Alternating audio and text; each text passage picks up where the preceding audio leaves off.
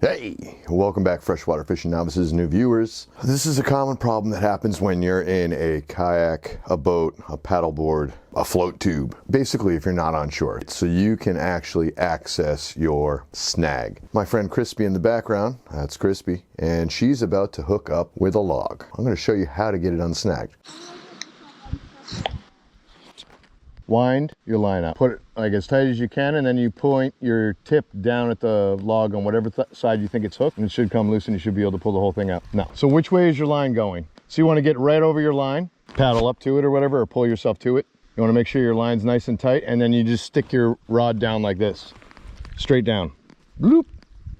Like past where it's hooked. Did you get it back? No. Well, you gotta use your mind's eye. You're like, what the hell's that? Nope, you're gonna break your rod. Are you gonna come help me? Yeah, I am. That's a giant log right in front of me. I gotta go around. Oh, you're gonna break your rod if you keep around with it like that. Keep it under like tension and see if it breaks. Let a lot of line out right now, dude. A lot of line?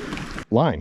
Why? Because you're gonna break it if you keep around with it. Yeah, I see you flexing the out of it. I can see it bent underwater right now. This chick. I'm just gonna ram this log. I undid. You got it undone. Yep. No, I mean I undid. Oh my God. I wonder if it's a fish. Probably not. Let's see. I need the rod. Thank you. So. What do I do? It was hard for me to do that.